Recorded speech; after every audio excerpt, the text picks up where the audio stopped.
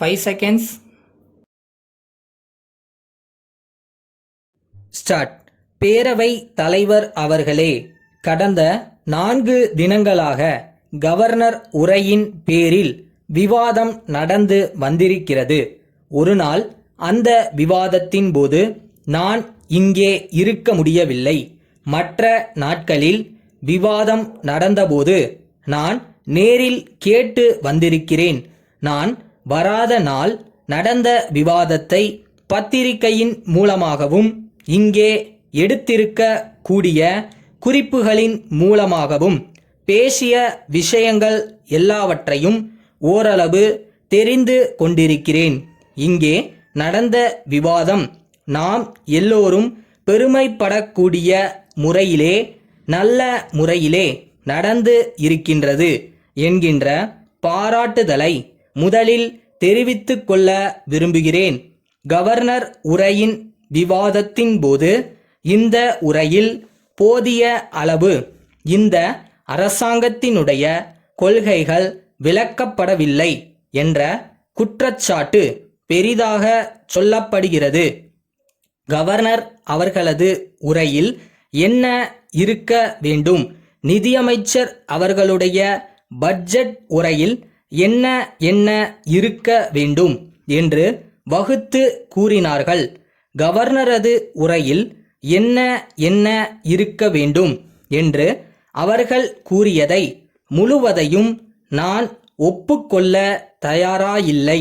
நம்முடைய கவர்னர் அவர்களது உரையில் எந்த விதமான குறையும் இல்லை. சொல்ல வேண்டிய அளவிற்கு மேல் அதில் குறிப்பிட்டிருக்கிறார் என்பதை அவர்கள் ஒத்துக்கொள்வார்கள் என்று நம்புகிறேன். இதிலே பல பேர்கள் நினைப்பது என்னவென்றால், புது மந்திரி சபை ஒன்று ஏற்பட்டு இருக்கிறது, புது புது திட்டங்களை நாம் இப்போது உடனடியாக ஆரம்பிக்க போகிறோம் என்று கவர்னரது உரையில் கொடுத்திருக்க வேண்டுமென்று நினைக்கிறார்கள். அவர்களுக்கு நான் ஒன்று சொல்லிக்கொள்ள விரும்புகிறேன்.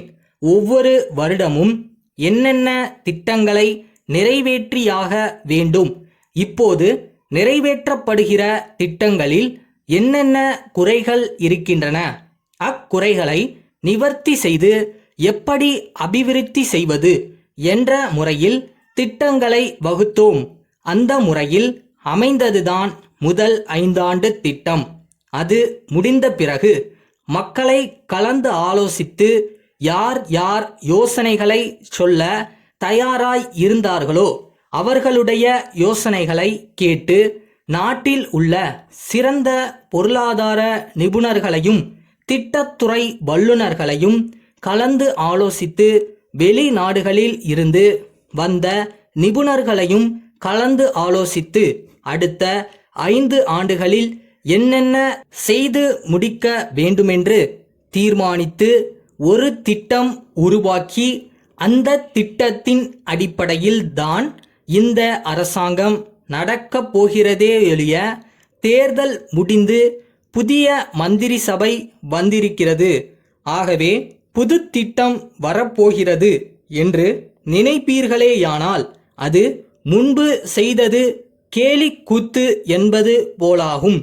இன்றைய பிரச்சனை இதை எப்படி வெற்றிகரமாக நிறைவேற்றுவது என்பதுதான். அதற்காக நாம் என்னென்ன முக்கிய நடவடிக்கைகள் எடுக்க வேண்டும் என்பதுதான் இப்போதைய பிரச்சனை. அறியாமை, வறுமை, பிணி இம்மூன்றும் ஒன்றோடொன்று பிணைத்து கொண்டதாகும்.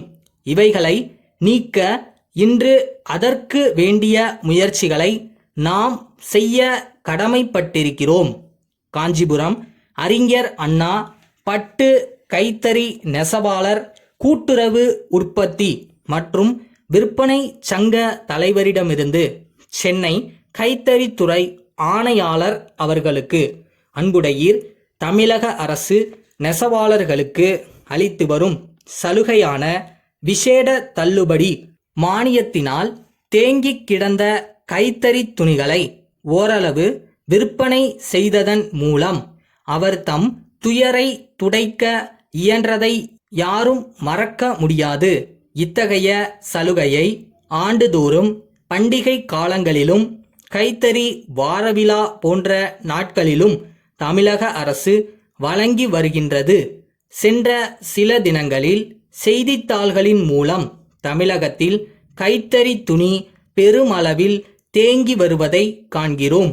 மேலும் இவற்றை உடனடியாக விற்க தமிழக அரசு கைத்தறி துணிகளை கொள்முதல் செய்து விசேட தள்ளுபடியாக 25% அனுமதிக்க கோரி தமிழ்நாட்டில் பல்வேறு பகுதிகளிலிருந்து நெசவாளர் கூட்டுறவு சங்க தலைவர்கள் பலர் விரும்பி வேண்டியதை நாம் காண்கிறோம். கைத்தறி துணி சரக்குகளுக்கு அரசின் விசேட தள்ளுபடியை அளித்தால் அவை ஓரளவிற்கு விற்பனையாகும்.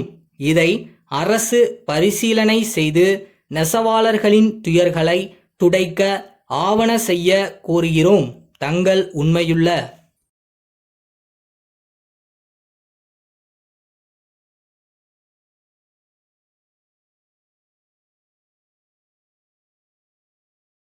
ஃபஸ்ட்டு நீங்கள் நம்பணும். அந்த நம்பிக்கையை தான் இந்த யூனிவர்ஸ் நடத்தி கொடுக்கும்.